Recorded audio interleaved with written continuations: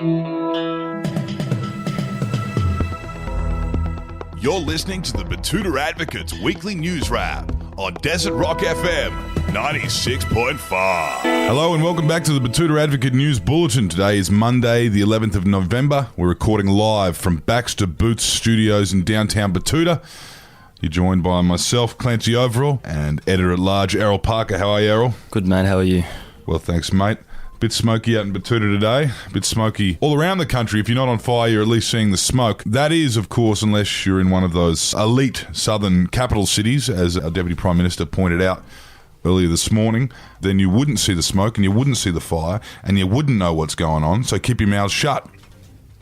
Anyway, to hear more about that, we're going to hand over to the Jane as a party of the Diamantina Shire, Wendell Hussey.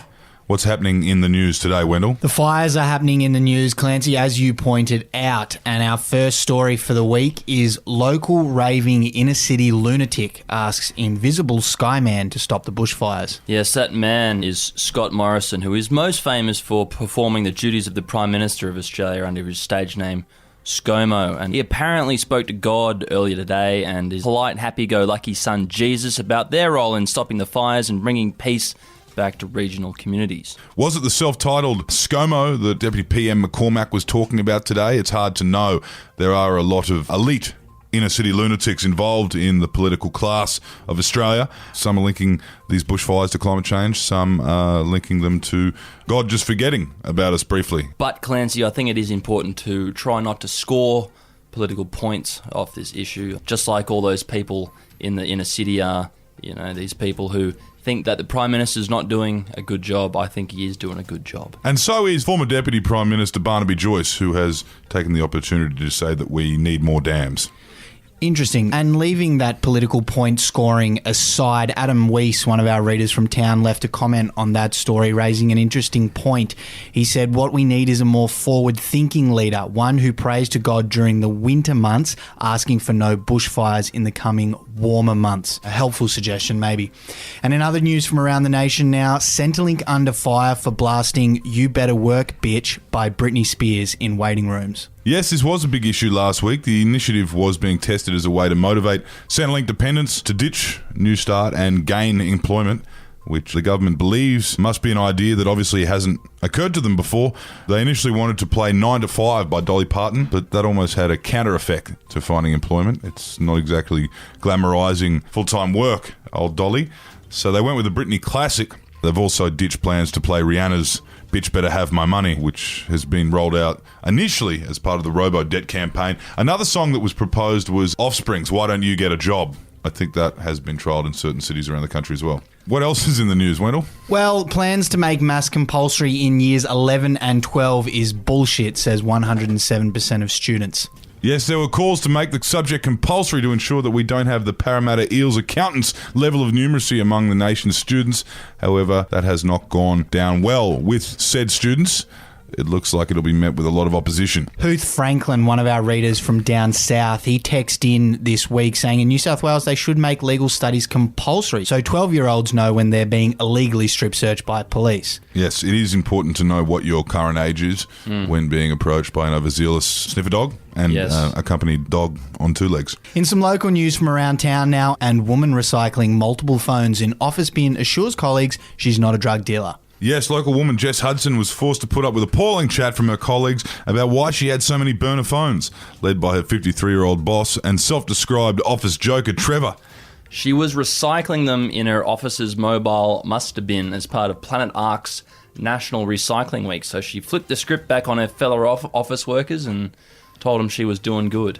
She was doing the right thing indeed. And if you've got some old phones, get around mobile muster and recycle them. There'll be a link in the show notes about how you can do that. And in sports news this week, the race that stops the nation and lights up social media took place a few days ago. Our reporter down south in Melbourne was there to cover it all, and one of the stories he broke was Brunswick man with kombucha in one hand and tab slip in the other, really sending out mixed signals.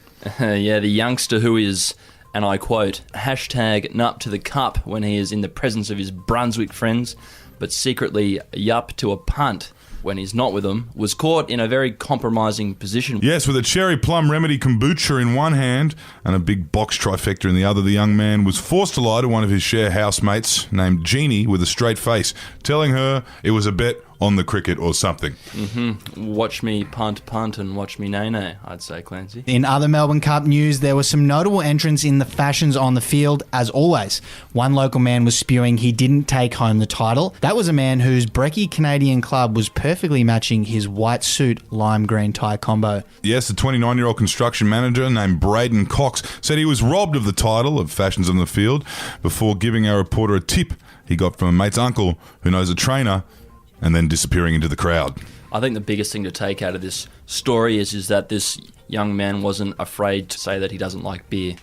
Yes, but he's also not exactly a great judge on taste, I guess, if he's wearing a lime green Tarot Cash tie. Well, each to their own, Clancy. We can't all come from big media families like you. And finally, in the sports world now, Margaret Court has criticised Tennis Australia for excluding her like she's some sort of queer. Yes, Margaret Court has once again returned to the headlines this week, calling out Tennis Australia for not showing her the same respect as they showed Rod Laver when celebrating the 50th anniversary of her Grand Slam next year. The absolute legend, who is also a supporter of the apartheid regime in South Africa and a fundamentalist Christian who also believes that transsexual kids are the work of the devil, is adamant she deserves the same treatment, especially in her home country, instead of being excluded from the same rituals everyone else is allowed to enjoy. Yes, Andrew Kelly commented on that story, saying it's like she's demanding some sort of equality here, to be treated the same as others, regardless of the views of some. Well, maybe one day God can give us back the Don and we'll give her Margaret Court. Maybe. We'll see how that plays out. Anyway, that's it for this week's News Bulletin. Thanks for joining us, and we'll talk to you again next week. Until then, I'm Wendell Hussey. I'm Clancy Overall. And I'm Errol Parker. Stay out of the pokies and don't talk to the police. They're not your friends. Especially if you're underage and there's a sniffer dog and you don't have a guardian present.